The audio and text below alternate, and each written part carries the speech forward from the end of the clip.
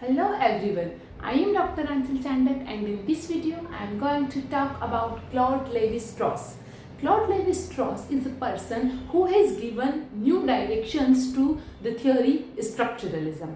Structuralism was in existence before Claude Lévi-Strauss, but Claude Levi straws ने इस theory को एक नया रूप दिया, एक नया आकार दिया. With his book The Elementary Structures of Kinship published in 1971.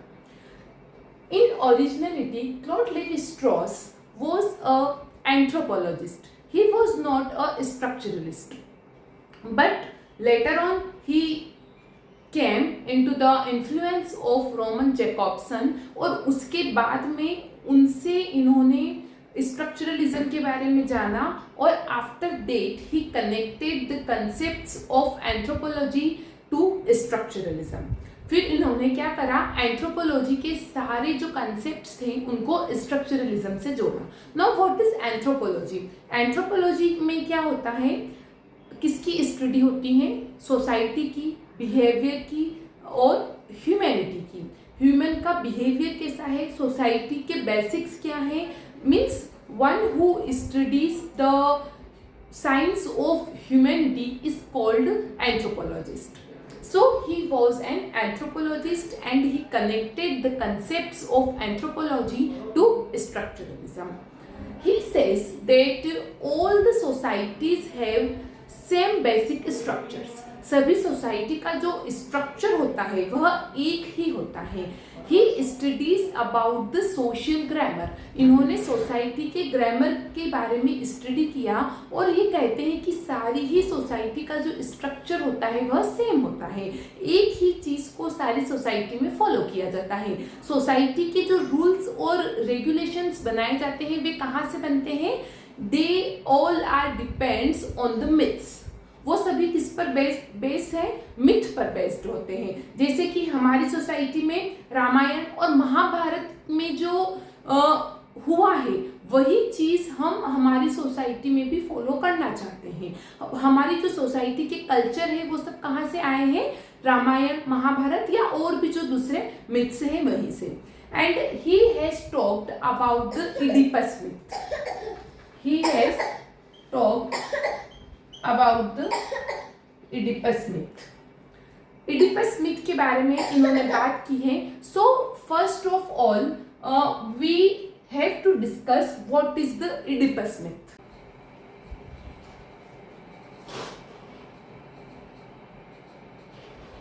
So first of all, we will understand about the Oedipus myth, and after that we will connect all the concepts given by Claude Lévi-Strauss to the Oedipus myth.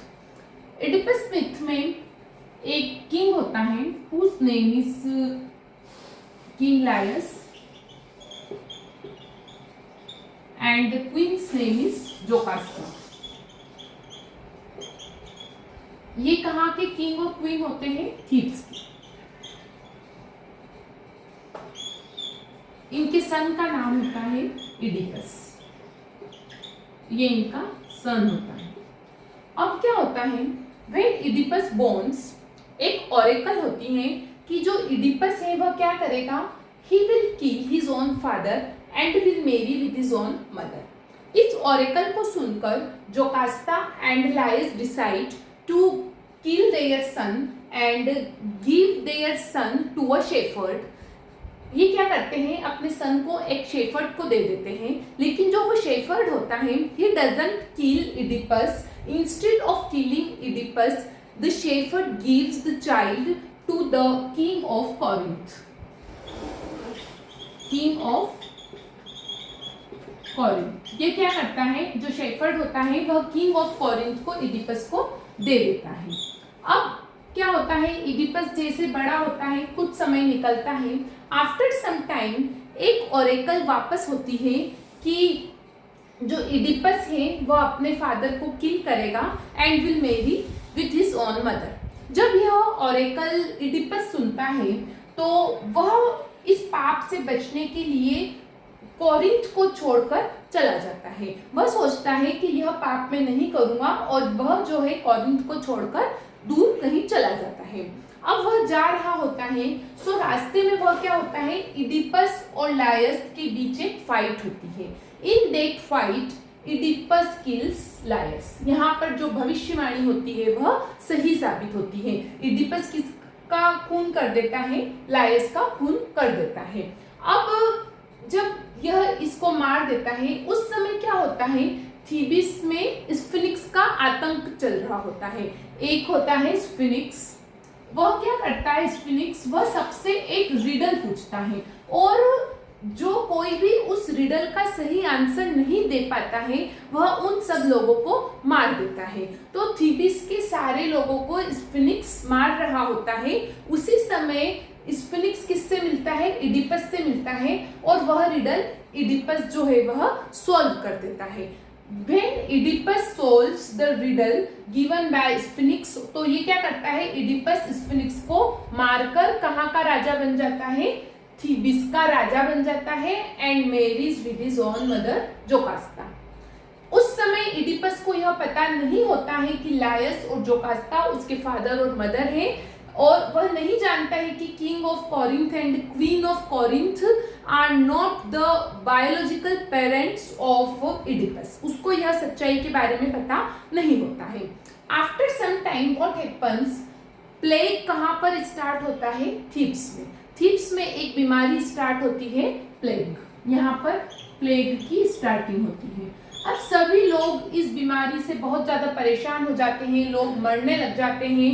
तो Oedipus इसका solution निकालने के लिए सोचता है और एक भविष्यकर्ता या एक कोई जो भी सेंट होते हैं वह इडिपस को बताते हैं कि one who has killed the king of Thebes Laius, जब तक कि उसको पनिशमेंट नहीं दी जाएगी, किसको, द मर्डरर ऑफ लायस, जब तक कि लायस के मर्डरर को पनिश नहीं किया जाएगा, जब तक यहाँ से प्लेग खत्म नहीं होगा।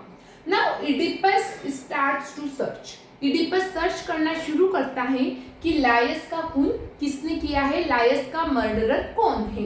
और वह जब उसकी जड़ तक पहुंचता है, धीरे धीरे धीरे उसको सारे ट्रुथ के बारे में पता चलता है। So he comes to know that Oedipus himself is the murderer of Laius and he has married to his own mother जोकास्ता।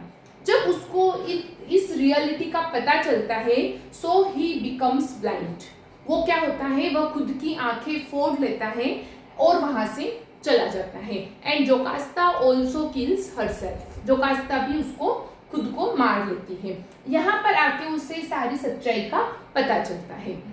So this is the Oedipus myth. Now Claude levy-straws has connected the concepts of anthropology to structuralism and we can connect all the concept to the Oedipus myth। इन्होंने कहा है कि ये मिथिन होते हैं। इन्होंने किसके बारे में बात की है, मिथिन के बारे में बात की है। सबसे फर्स्ट मिथिन क्या होता है, जैसे कि फनीम होता है वैसे ही मिथिन होता है।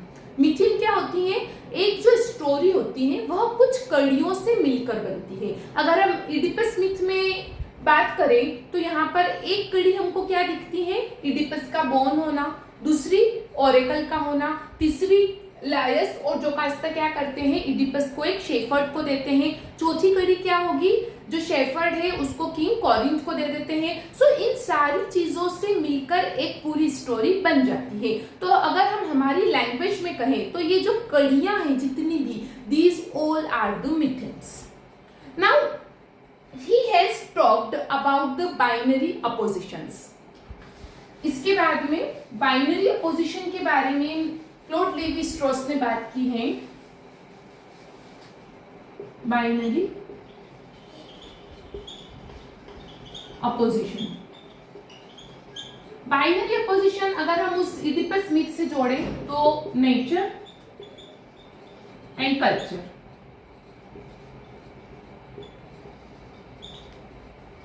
नेचर में क्या आएगा, ओरेकल। जो ओरेकल थी वह क्या था कि he will kill his own father and will marry with his own mother. यह प्रकृति द्वारा डिसाइड किया गया था। लेकिन हमारा जो कल्चर था वह इस चीज को एक्सेप्ट नहीं करना चाहता था। तो कल्चर ने क्या करा, इडिपस ने क्या करा, उसके फादर ने क्या करा, वे लोग इस ओरेकल से दूर भागना चाहते थे, लेकिन वैसा नहीं हुआ।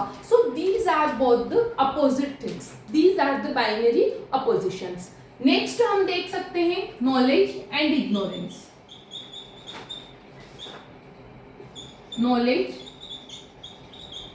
And ignorance. नॉलेज, इग्नोरेंस क्या था, वे लोग नहीं जानते थे what is the truth of the life of Oedipus. ना ही तो जोकास्ता जानती थी, ना ही इडिपस जानता था, ना ही किंग ऑफ कॉरिंथ जानते थे। कोई भी इस चीज के बारे में, उसकी लाइफ की सत्यता के बारे में कोई भी नहीं जानता था। जब इडिपस को नॉलेज आया, पूरी स्टोरी पता चली, सो पूरा ही उसकी लाइफ ही चेंज हो जाती है। तो इग्नोरेंस और knowledge are the binary oppositions. ऐसे ही अगर हम देखेंगे ह्यूमन एंड डिवाइन। डिवाइन, भगवान क्या चाहते थे, गॉड क्या चाहते थे, जो ओरेकल हुई वह गॉड चाहते थे, और ह्यूमन क्या चाहता था, उस चीज से, उस पाप से बचना चाहता था, but it was not possible actually. So human and divine binary oppositions. So these are some binary oppositions. और ये जो कंसेप्ट है, ये सबसे इंपॉर्टेंट कंसेप्ट है क्लॉड लेवी स्ट्रॉस का, कि अगर डिवाइन है, अगर भगवान ने कुछ चाहा है तो वह होकर ही रहेगा। ह्यूमैनिटी आप उसको चेंज नहीं कर सकते हो, ह्यूमन उसको चेंज नहीं कर सकता है। वैसे ही nature, culture, knowledge and ignorance means binary oppositions में वह आएगा कि अगर अच्छाई है तो बुराई भी है, कुछ चीज एविल है तो वहां पर गुडनेस भी है ही सही। Now next is he has talked about the social grammar.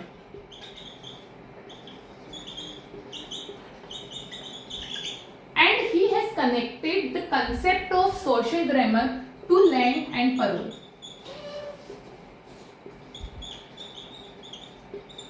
Lang and Parole. Lang and Parole से इन्होंने इस कंसेप्ट को जोड़ा है। कैसे? लैंग क्या होता है? Langue a set of grammar, langue is the set of grammar, और परोल क्या होता है? Use of individual, use of individual.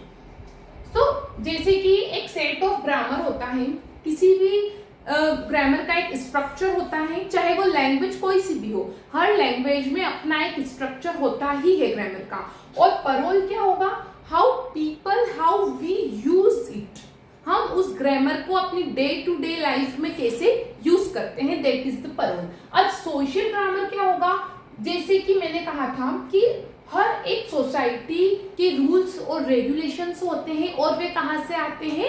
Myths से आते हैं। अपने अपने कल्चर के मिथ्स से सारी ही सोसाइटी के रूल्स और रेगुलेशंस बनते हैं। एक सोसाइटी का एक पर्टिकुलर पैटर्न होता ही है। वे जो पैटर्न्स हैं, these all are the langue, वो जो सोशल ग्रामर हम उसको कह सकते हैं। जो पैटर्न्स होंगे, जो स्ट्रक्चर होंगे सोसाइटी के, वो कि आपको ऐसा करना है, आप ऐसा नहीं कर सकते हैं। जैसे अगर हम हमारे हिंदुइज्म में बात करें तो गर्ल्स को लेकर देयर आर सेवरल रूल्स, तो वे सब क्या है? सोशल ग्रामर में आएंगे। और परोल क्या आएगा? Behaviour of humans, behaviour of human, actions, humans के क्या एक्शंस हैं, ह्यूमन अपनी डे टू लाइफ को जीते कैसे हैं, क्या वे सोसाइटी के द्वारा बनाए गए जितने भी रूल्स हैं उनको फॉलो कर रहे हैं, वे सभी चीजें किस में आएगी? परोल में आएगी। So this is the social grammar. So this is all about the Claude Lévi-Strauss, and in my next video I will meet you soon with the other critic. Till then, enjoy the life with literature. Thank you.